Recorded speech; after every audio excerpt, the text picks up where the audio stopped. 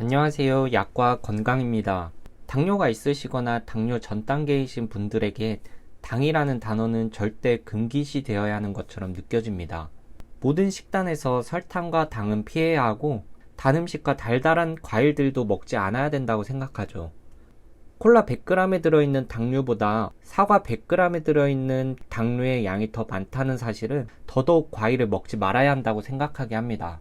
먹고 싶은 것을 못 먹는 심정은 정말로 경험해보지 않으면 알 수가 없죠. 저 또한 당뇨 전 단계 상태인데요. 당뇨로 진행을 막기 위해서 제가 좋아하는 밀가루 음식과 정제 탄수화물을 자제해보면서 정말 먹고 싶은 것을 참아야 하는 것이 얼마나 괴로운 건지 느끼게 되었어요. 하지만 여러분, 당뇨라고 해서 무조건 과일을 먹지 말아야 하는 것은 아니에요. 당뇨가 있으셔도 먹어도 되는 과일들을 8가지와 어떻게 먹으면 몸에 이로운지 제가 알려드릴게요. 영상 꼭 끝까지 시청하셔서 좋은 정보 알아가셨으면 좋겠습니다. 첫 번째로 사과입니다. 사과 100g에는 콜라 100g에 들어있는 당류보다 더 많은 당이 들어있어서 의아해 하실 수도 있어요. 당덩어리 과일이 당뇨에 뭐가 좋다고 추천하는지 궁금하시죠? 이유를 설명하기 전에 당지수라는 개념을 먼저 알려드릴게요. 당지수는 같은 양의 당질을 섭취했을 때 혈당을 올리는 정도를 나타내는 수치예요. 포도당 100g을 섭취했을 때 혈당 상승 속도를 기준해서 100으로 정하고요. 이에 따라서 상대적으로 수치를 정하게 됩니다. 사과는 당지수가 38로 수치가 매우 낮은 과일이에요. 콜라는 당지수가 60을 넘어가는 음료로 사과와 콜라 속에 같은 양의 당을 섭취하더라도 사과는 콜라보다 훨씬 혈당을 올리지 않는 것이죠. 자, 사과는 반드시 껍질째 드셔야 해요.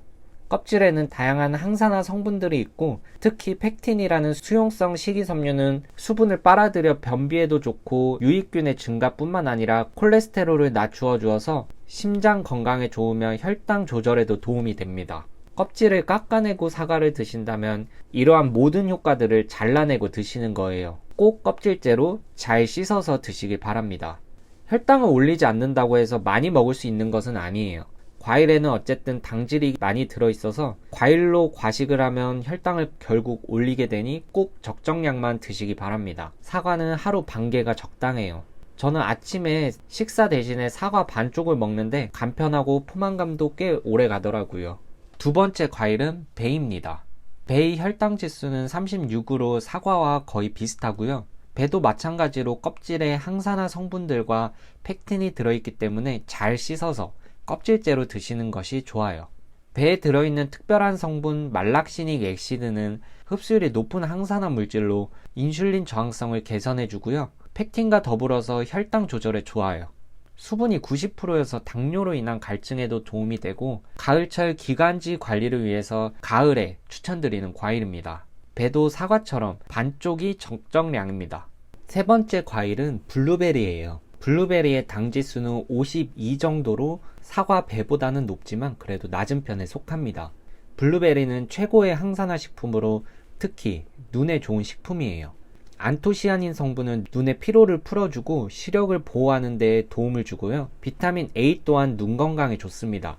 당뇨 합병증 중에서 무서운 당뇨 망막병증에도 도움이 될 수 있어요. 하지만 몸에 좋다고 역시나 많이 드실 순 없습니다. 하루 20알 정도가 적정량이고요. 냉동 블루베리를 갈아서 스무디로 드시는 것은 별로 추천드리지 않습니다.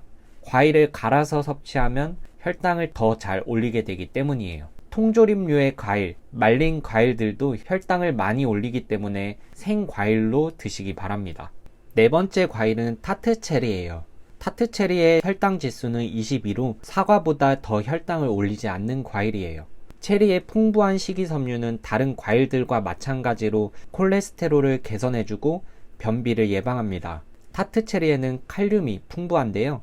칼륨은 혈압과 맥박을 안정화시켜 주어 심혈관계 질환 예방에도 좋아요. 특히 인슐린이 생성되는 췌장의 베타세포 조직 손상을 예방해서 당뇨에 좋습니다. 타트체리 또한 다른 과일들과 마찬가지로 주스 형태로는 드시지 마시고요. 생과일 형태로 드시기 바랍니다. 섭취량은 하루에 80g, 반 주먹 정도만 섭취해주세요. 다음으로 소개해드릴 과일은 키위예요. 키위에는 녹색 키위와 골드 키위가 있는데요. 둘 다 혈당 지수가 35 정도로 낮아 혈당을 크게 올리지 않는 과일이에요. 키위에 관한 흥미로운 연구가 한편 있어서 소개해 드릴게요. 인간의 장과 동일한 환경에서 식빵 2장을 섭취하였을 때와 식빵 1장 반과 키위 1개를 섭취하였을 때 생성되는 총 포도당의 양을 비교한 연구예요. 두 그룹의 총 탄수화물 섭취량을 동일하게 하였어요. 결과는 키위와 식빵을 같이 소화했을 때 포도당이 훨씬 적게 생성되었습니다. 키위에는 단백질 분해 효소가 들어있어서 식사 30분 전에 섭취하신다면 속이 편하게 식사하면서 혈당 조절에도 도움이 될 거예요. 키위는 껍질째 먹기 힘든 과일이라 껍질은 깎아내고 드시고요. 섭취량은 하루에 1개가 적정량입니다.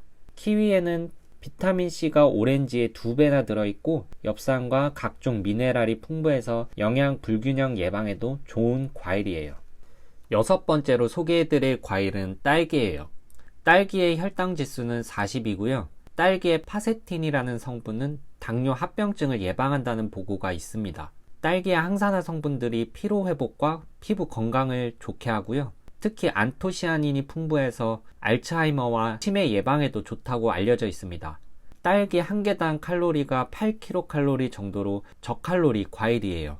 당뇨 환자분들은 하루에 10개 미만으로 섭취해주세요. 7번째로 소개해드리는 과일은 토마토예요. 토마토는 각종 요리에도 활용되는 저칼로리 과일이죠. 토마토의 혈당 지수는 30으로 낮습니다. 칼륨과 루틴이라는 성분이 풍부해서 고혈압 예방에도 도움이 되는 과일이에요. 토마토는 앞서 소개드린 사과, 배와 더불어서 매일 드시면 당뇨에 좋은 식품입니다. 그런데 요즘은 품종 개량이 많이 되어서 단맛이 나는 토마토도 있어요. 이런 토마토는 당뇨에 좋지 않기 때문에 드시지 마세요. 그리고 설탕 뿌려 드시는 것도 절대 금지입니다. 토마토 작은 크기로는 3개가 적당하고요. 방울토마토는 하루 20개에서 30개 정도만 드세요. 마지막 8번째 과일은 자몽입니다. 쌉싸래한 맛을 내는 자몽의 혈당 지수는 34예요. 자몽에 관한 여러 연구들이 있는데요. 이스라엘의 히브르 대학과 미국 매사추세츠 제너럴 병원의 공동 연구에서 자몽은 메트포르민과 비슷한 효능을 보여주었다고 합니다. 자몽 속에 나린게닌이라는 성분이 지방 저장을 억제하여 2형 당뇨병 관리에 도움을 주는 것이죠. 자몽은 섭취하실 때 특정 약물들과 상호작용을 하기 때문에 주의해야 하는 과일입니다.